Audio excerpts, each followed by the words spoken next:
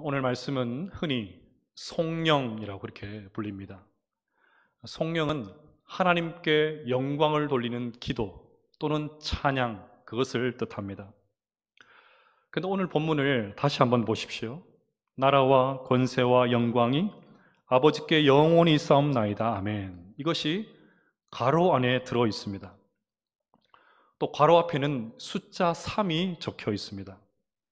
성경 아래쪽으로 쭉 내려가서 보시면 이 3에 대한 설명이 나옵니다.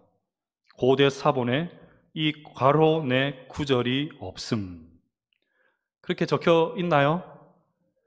좋은 성경책을 가지고 계신 것입니다. 실제로 이 부분은 가장 오래된 성경 사본에는 없습니다. 오히려 후대에 나온 사본에는 있습니다. 누가복음 11장에도 이 주기도문 내용이 나오는데 오늘 살펴볼 나라와 권세와 영광, 이 구절은 없습니다. 그래서 많은 학자들은 예수님께서 주기도문을 가르쳐 주셨을 때에 오늘 내용은 없었다, 그렇게 추정을 합니다. 하지만 이 내용이 오래된 성경 사본에 없다고 해서 예수님께서 하신 말씀이 아니다, 그렇게 단정할 필요가 없습니다. 왜냐하면 당시 유대인들은 기도를 마칠 때마다 항상 송영으로 마쳤기 때문입니다. 당시 백성들이 기도를 하면 제사장들이 송영으로 화답을 하면서 기도를 마무리했습니다. 따라서 오늘 말씀도 예수님께서 하셨고 제자들과 초대교회 성도들이 주기도문을 고백할 때마다 이 송영으로 마쳤을 가능성이 훨씬 더 높습니다. 더욱이 이 송영은 지금까지 주님이 가르쳐주신 이 기도의 내용과 너무나도 잘 연결됩니다. 이미 살펴본 대로 주기도문은 6가지 간구가 나옵니다. 첫 번째 3가지 간구는 하나님에 대한 것이었죠. 이름이 거룩히 여김을 받으시고 나라가 임하시고 뜻이 이루어지이다. 그리고 우리에 대한 기도 3가지가 나왔습니다. 일용할 양식을 주시고 우리의 죄를 용서해 주시고 시험에 들게 하지 마옵소서. 하나님으로 시작했던 기도가 우리의 문제로 이 초점이 살짝 옮겨졌다가 다시 이 성령을 통해서 하나님께로 기도의 초점이 이동하고 있습니다. 특히 예수님께서 제일 먼저 어떻게 기도하라고 하셨습니까? 하늘에 계신 우리 아버지요, 하나님을 아버지라 부르면서 기도하라고 하셨습니다. 이것은 마치 열쇠로 기도의 방문을 열고 들어가는 것과 마찬가지입니다. 그렇게 시작했던 기도를 이제 어떻게 마무리하라고 하십니까? 나라와 권세와 영광이 아버지께 영원히 있사옵나이다. 시작할 때와 마찬가지로 하나님을 아버지라 부르면서 기도의 방문을 닫으라고 하십니다. 한참 기도하다 보면 기도 제목에 마음이 다 빼앗겨서 내가 지금 누구에게 기도하고 있는지 그 대상을 잊어버릴 때가 있지 않습니까? 그래서 예수님은 이 성령을 통해서 우리가 기도하는, 우리의 기도를 들어주시는 분이 하나님 아버지라는 사실을 잊지 말고 그렇게 기도하라고 하십니다. 오늘 본문을 다시 보십시오. 나라와 권세와 영광이 하나님께라고 하지 않고 아버지께라고 그렇게 말씀하셨습니다. 저는 설교를 준비하면서 하나님을 아버지라 부를 수 있는 이 관계성에 다시금 은혜를 받았습니다. 만약 우리가 예수님을 통해서 하나님을 아버지라 부를 수 없었다면 처음부터 기도는 불가능합니다. 우리는 지금도 여전히 허물 많고 부족하고 자주 넘어집니다. 하지만 여전히 우리 모두는 하나님의 자녀입니다. 따라서 하나님께서 우리 모두를 아비와 자식의 관계로 불러주셨다는 것이 이미 엄청난 은혜입니다. 이제 우리는 자녀의 자격으로 하나님을 그렇게 아빠, 아버지라 부르면서 은혜의 보좌 앞에 담대히 나갈 수 있게 되었습니다. 그러니 하나님을 아버지라 부를 수 있는 이 특권에 감사하면서 마음껏 하나님을 아버지라 부르면서 기도하시기를 바랍니다. 그런데 오늘 이 성령을 제대로 이해하기 위해서 한 가지 단어를 더 생각해야 합니다. 지금 우리가 고백하고 있는 이 주기도문에는 없지만 예전에는 대개를 넣어서 대개 나라와 권세와 영광이 아버지께, 이런 식으로 고백했습니다. 기억나시죠? 우리 그렇게 했었습니다.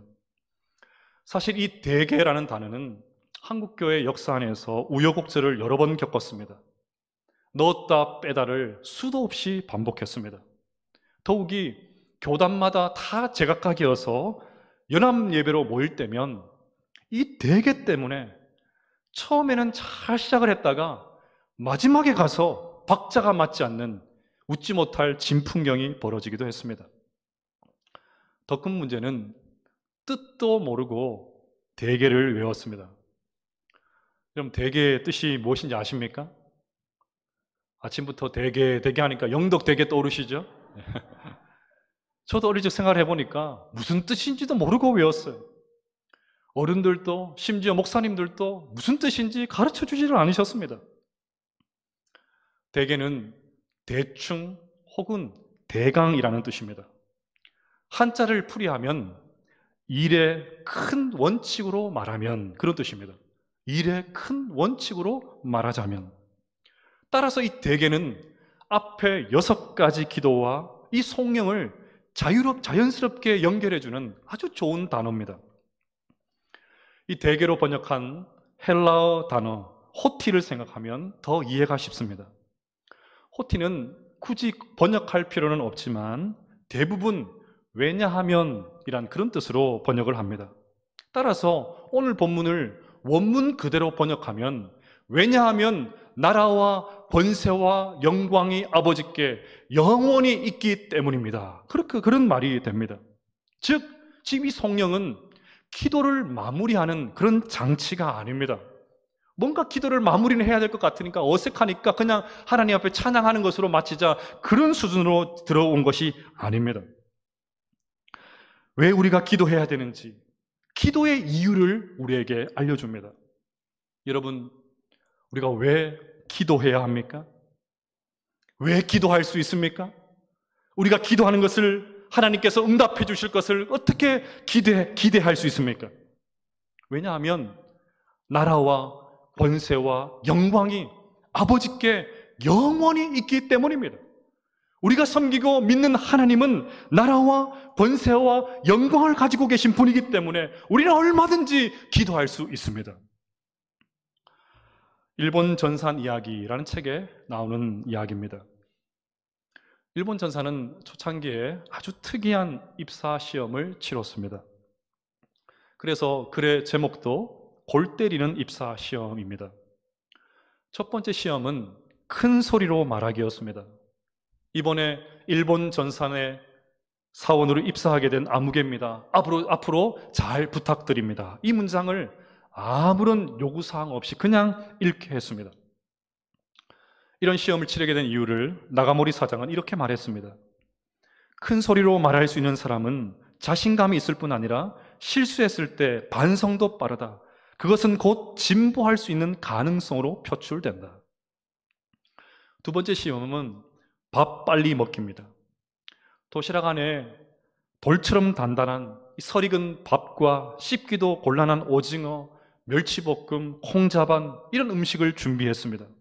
그리고는 가장 빨리 먹는 사람을 선착순으로 무조건 합격시켰습니다. 이것을 도입한 이유도 간단합니다. 밥을 빨리 먹는 사람은 일하는 것도 빠르다, 그런 판단 때문이었습니다. 세 번째 시험은 화장실 청소입니다. 실제로 일본 전사는 입사한 사람은 누구든지 1년 동안 직접 화장실 청소를 해야 한다고 합니다. 이것의 의도도 분명하죠. 제일 밑바닥부터 일할 수 있는 그런 사람을 만들기 위해서였습니다. 네 번째 시험은 오래 달리기입니다. 건강한 사람이라면 누구든지 완주할 수 있는 그런 거리였습니다. 하지만 시험 참가자들에게 사전에 알려주지 않은 중요한 한 가지 조건이 있었습니다. 중간에 쉬지 않고 한 번에 끝까지 달려야 한다는 것이었습니다. 아무리 빨리 들어와도 중간에 쉰 사람은 불합격입니다. 그런데 아무리 기도 기록이 늦어도 한 번도 주저하지 않고 끝까지 완주한 사람, 그 사람은 합격입니다. 그런데 왜 일본 전사는 글의 제목처럼 이런 골 때리는 입사 시험을 통해서 사원을 뽑았을까요? 1975년 일본 전사는 첫 공채를 시작했습니다. 수천 장의 포스터를 대학에 붙이고 홍보했습니다. 그런데 면접 당일날 아무도 안 오는 거예요. 한 명도 지원을 하지 않습니다. 2년째, 3년째도 마찬가지였습니다. 겨우 4번째 만에 졸업 예정자 6명이 찾아왔습니다. 하지만 그들은 한눈에 보기에도 어느 기업도 뽑지 않게 생긴 그런 친구들이었다고 합니다. 이 일을 겪으면서 나가모리 사장은 깊은 고민에 빠졌습니다. 옆에서 이것을 지켜보던 장인이 안쓰러워서 한마디 조언을 건넸습니다. 자네 회사는 아직 그럴 걸세. 지방에 있는 회사인데다가 아직 규모도 작은데 자네가 기대하는 똑똑한 직원이 올 거라고 생각하면 착각이야. 우선 기본기가 있는 사람을 뽑게나 가르쳐서라도 써야 할 것 아닌가? 내가 오랫동안 군생활을 하면서 기본 있는 사람에 대해서는 좀 알지. 머리가 기발하게 좋지 않아도 일 처리를 똑부러지게 하는 사람은 따로 있네. 밥 먹는 게 빠르고 용변 보는 게 빠르고 씻는 게 빠른 놈이야. 이런 이유로 일본 전사는 이 골 때리는 입사 시험을 통해서 기본기가 충실한, 기본기에 탄탄한 사람을 뽑았습니다. 그리고 훈련했습니다. 지금은 그렇게 뽑힌 이들이 주요 임직원으로 활동하면서 일본 전산을 세계적인 기업으로 그렇게 만들었습니다. 이 책에서 저의 마음을 사로잡은 문장이 있었습니다. 우선 기본기가 있는 사람을 뽑게나. 우선 기본기가 있는 사람을 뽑게나. 기본기가 있는 사람, 꼭 기억해야 될 문장입니다. 그러면 신앙생활의 기본기는 뭘까요? 우리가 수년 동안 하나님을 섬기고 있는데 믿음 생활, 신앙생활을 해나갈 때에 우리 그 기본기는 뭘까요? 단연 기도입니다. 세상에서 아무리 잘 나가는 사람도 기도하지 않으면 소망이 없습니다. 돈도 잘 벌고 괜찮게 살아도 기도하지 않으면 소망 없습니다. 내 힘으로, 내 경험으로 얼마든지 할 수 있다고 착각하는 사람, 그런 사람 희망 없습니다. 그러나 조금은 부족해 보여도 기도하는 사람은 희망이 있습니다. 내가 부를 수 있는 이름은 하나님 한 분밖에 없다는 것을 고백하면서 엎드리는 사람은 소망이 있습니다. 매일매일 하나님 앞에 겸손하게 무릎 꿇는 그런 사람, 하나님 앞에 무릎을 꿇고 기도할 수 있는 그런 사람은 희망이 있습니다. 우리 모두가 이런 신앙의 기본기가 충실한 기도의 사람들일 수 있기를 간절히 축복합니다. 그렇다면 신앙생활의 기본기가 기도라면 기도의 기본기는 뭘까요? 기도의 기본기는 무엇이겠습니까? 믿음의 고백이 기도의 기본기입니다. 우리의 기도를 들으신 하나님께서 어떤 분인지를 제대로 알고 기도해야 합니다. 기도할 때 부르는 하늘에 계신 우리 아버지 하나님이 어떤 분인지를 제대로 믿고 기도해야 합니다. 그래서 오늘 예수님께서 이렇게 기도하라고 가르치십니다. 나라와 권세와 영광이 아버지께 영원히 있사옵나이다. 기억하십시오. 우리가 기도할 수 있는 이유는 나라와 권세와 영광이 하나님 아버지께 영원히 있기 때문입니다. 따라서 기도는 결코 허공을 치는 것이 아닙니다. 공허한 메아리가 아닙니다. 우리가 목 놓아 부리는 우리 하나님은 나라와 권세와 영광도 가지고 계신 분이십니다. 그러니 우리가 기도하는 것을 들으시고 얼마든지 응답하실 수 있습니다. 그렇기 때문에 기도하는 사람은 이 분명한 믿음을 가지고, 이 고백을 가지고 기도해야 합니다. 자, 그러면 구체적으로 한번 생각해 보겠습니다. 우리는 어떤 믿음의 고백으로 기도해야 할까요? 첫 번째 믿음의 고백은 나라가 아버지께 영원히 있습니다. 그 고백입니다. 예수님은 이미 주기도문 초두에서 나라가 임하시오며 그렇게 기도하라고 가르쳐 주셨습니다. 그리고 기도를 마무리하면서 나라가 아버지께 영원히 있습니다. 이 고백도 하라고 하십니다. 우리가 기도하는 나라는 어떤 나라입니까? 하나님이 다스리시는 나라이죠.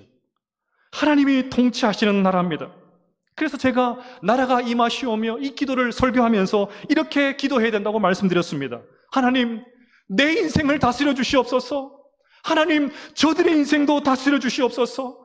복음의 능력으로 이 타락한 세상이 새롭게 되고 불신자들의 심령이 변화되게 하여 주시옵소서. 이처럼 나라는 하나님이 왕이라는 고백입니다. 하나님을 나의 왕으로 모시고 살겠다는 결단입니다. 그래서 왕이신 하나님의 손길에 내 모든 것을 기꺼이 맡기고 순복하겠다는 그 결단, 그 고백이 바로 나라입니다. 하지만 주기도문을 가장 먼저 고백해야 했던 초대교회 성도들은 그들에게 있어서 이것은 쉬운 일이 아니었습니다. 당시는 로마 제국이 지배하고 있었지 않습니까? 따라서 모든 나라는 로마 황제에게 속했습니다. 힘들어도 로마 황제에게 머리를 숙이고 들어가야 잘 먹고 잘 살 수가 있었습니다.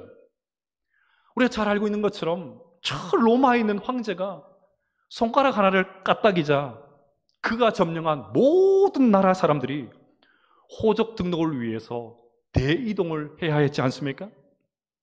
로마에서 2400km나 떨어진 유다의 저 시골에 있는 그 마을에서도 요셉이 만삭한 마리아를 데리고 호적을 위해서 먼 여정을 떠나야 했지 않습니까? 그 정도로 로마 황제는 막강한 힘을 가지고 있었습니다. 로마 황제가 모든 것이었습니다. 그러므로 당시의 정서대로 고백하면 나라는 로마 황제에게 있습니다. 로마 황제가 우리의 왕이십니다. 이렇게 고백해야 맞습니다. 이 같은 상황에서 나라가 하나님께 있다고 고백하는 것은 목숨을 거는 일이었습니다. 따라서 이 고백은 로마 황제가 아닌 하나님을 내 왕으로 모시고 살겠다는 결연한 신앙 고백이었습니다. 로마 황제가 아닌 하나님이 나의 왕이십니다. 하나님만 섬기겠습니다. 하나님이신 하나님의 다스리시가 통치 가운데 내가 들어가겠습니다. 이 고백이었습니다.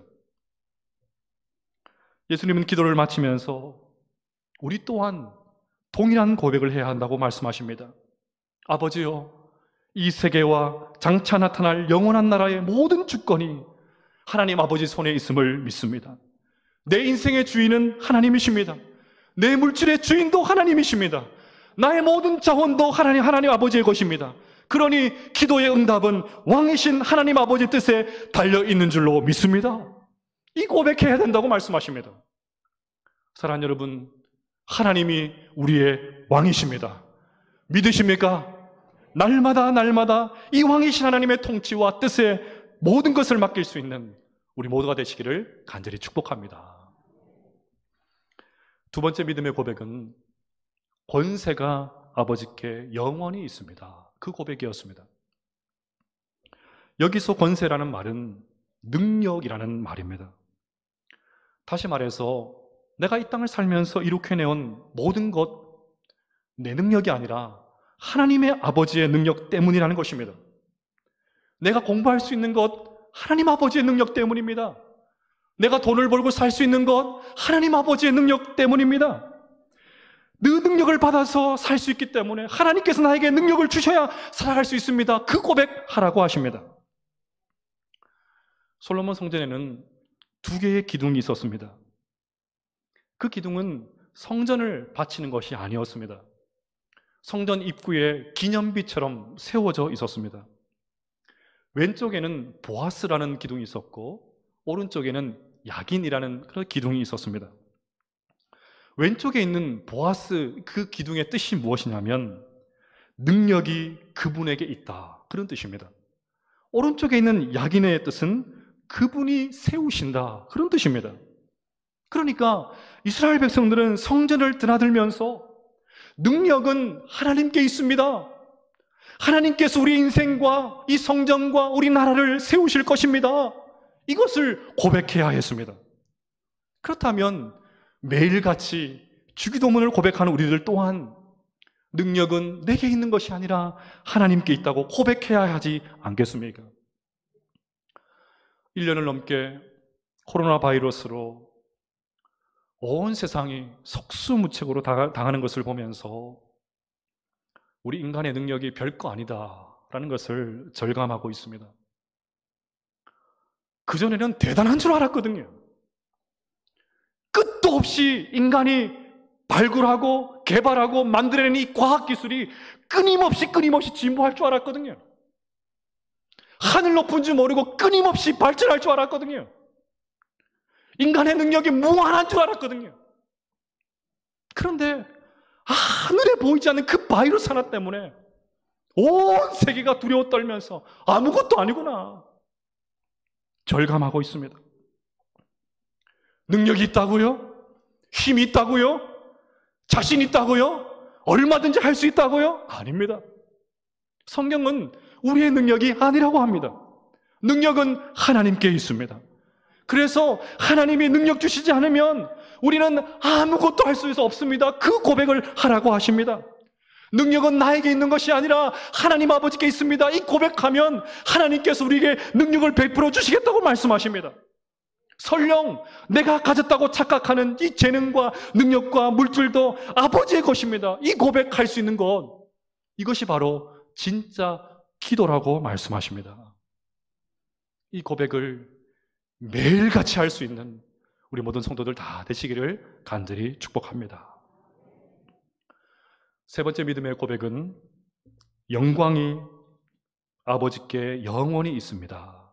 그 고백입니다. 저는 오늘 설교를 준비하면서 이 세 번째 대지도 흔히 세상에서 말하는, 세상에서 높아지면 영광을 받는다, 이런 내용으로 설교를 마무리하고픈 유혹을 받았습니다. 처음에 설교를 준비할 때도 그런 식으로 대지를 다 짰어요. 그런 식으로 자료를 다 모았습니다. 근데 설교를 준비하면서 제 마음은 계속 불편했습니다. 지난 2000년 동안 수많은 믿음의 사람들이, 기라성 같은 믿음의 선배들이 이 주기도문을 고백하고 또 고백했을 텐데 이 땅에 하나님의 나라가 임했나? 이 땅이 하나님이 다스리시는 그런 나라가 되었나? 하나님의 뜻이 과연 이 땅 가운데 실현되었나? 하나님의 뜻과 너무나도 거리가 먼 이 비참한 세상과 이 저의 모습을 보면서 과연 이 기도를 하는 것이 무슨 의미가 있나 회의마저 들었습니다. 그래서 처음에 그냥 세상에서 말하는 영광, 그런 식으로 설교를 다 끝냈어요. 다 쳤습니다. 근데 제 마음이 불편한 거예요. 이 상태로 제가 설교를 못하겠던 거예요. 다 지웠습니다. 여러분, 설교자에게 준비 다 된 걸 지우는 것만큼 고통스러운 순간이 있는지 아십니까? 다 지웠어요. 꼭 이런 것만은 아니더라도 우리가 기도를 중단하는 솔직한 이유가 무엇입니까? 응답이 없어서 아니에요. 그렇게 기도하는데 능력이 많으신 하나님께서, 능력은 아버지께 있습니다, 능력이 많으신 하나님께서 왜 나의 문제에는 손도 까딱하지 않으시는가? 뭐 그런 것 아닙니까? 낙심하지 말고 끝까지 기도하라고 말씀하셔서 참고 기도했는데 도무지 변화될 기미가 보이지 않는 내 자식, 내 가정, 내 현실들을 보면서 기도를 포기한 것 아닙니까? 그래서 기도를 중단하고 하나님 앞에 불편한 마음을 가지고 사는 것 아닙니까? 이런 불편한 마음을 가지고 있는데 하나님의 뜻을 운운하면서 하나님의 뜻이 있을까? 하나님의 뜻이 있을까요? 하나님의 뜻을 운운하면서 강요하는 그런 분위기들 때문에 우리의 기도를 포기한 것 아닙니까? 중단하는 것 아닙니까? 이런 불편한 마음이 드는데 제가 설교를 준비를 못 하겠더라고요. 제 마음에 이런 마음이 드는데 어떻게 제가 이렇게 설교를 할 수 있습니까? 근데 제가 이 말씀을 다시 묵상하면서 이 고백이 새롭게 이해되기 시작했습니다. 그것이 깨달아지자 이 고백이야말로 우리의 기도와 간구가 헛되지 않을 것이라는 확신을 갖게 되었습니다. 여러분, 영광이라는 단어를 주로 언제 쓰나요? 잘 되고 성공할 때 쓰지요. 한 분야에서 저 높은 고지에 그 고지를 선점하면 올랐을 때 씁니다. 그래서 연말마다 시상식에서 수상을 하면 단골 메뉴로 나오는 말이 하나님께 영광을 돌려드립니다. 그런 소감이죠. 물론 이것도 영광이 맞습니다. 그런데 이것은 은연중에 1등이 되어야만, 1등을 해야만 하나님께서 영광을 받으신다, 그런 생각을 주입합니다. 뭔가 눈에 보이는 성과를 내어야만 하나님께서 영광을 받으신다고 단정합니다. 그래서 오늘 이 기도도 하나님의 응답을 받고 나서 하나님께서 응답해 주셨으니까 하나님께 영광을 올려드려야지, 이런 식으로 생각을 합니다. 그런데 오늘 본문에 나오는 영광은 전혀 그런 뜻이 아닙니다. 주기도문에 기록된 이 마태복음에서 영광이라는 단어가 어떻게 쓰여 있는지를 보면 영광의 의미를 제대로 알 수가 있습니다. 세 가지를 함께 한번 읽어보도록 하겠습니다. 우선 마태복음 16장 27절입니다. 같이 읽어볼까요? 시작. 인자가 아버지의 영광으로 그 천사들과 함께 오리니 그때에 각 사람이 행한 대로 갚으리라. 두 번째는 마태복음 24장 30절입니다. 시작. 그때에 인자의 징조가 하늘에서 보이겠고 그때에 땅의 모든 족속들이 통곡하며 그들이 인자가 구름을 타고 능력과 큰 영광으로 오는 것을 보리라. 자, 마지막으로 마태복음 25장 31절입니다.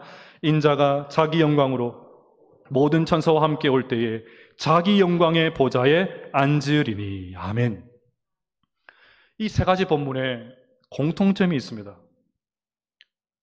다 영광이라는 단어가 쓰였는데 이 영광이라는 단어가 언제 쓰여졌냐면 예수님께서 재림하실 때 쓰여졌습니다. 예수님께서 다시 오실 때 하나님의 영광에 둘러싸여서 오신다는 말씀입니다.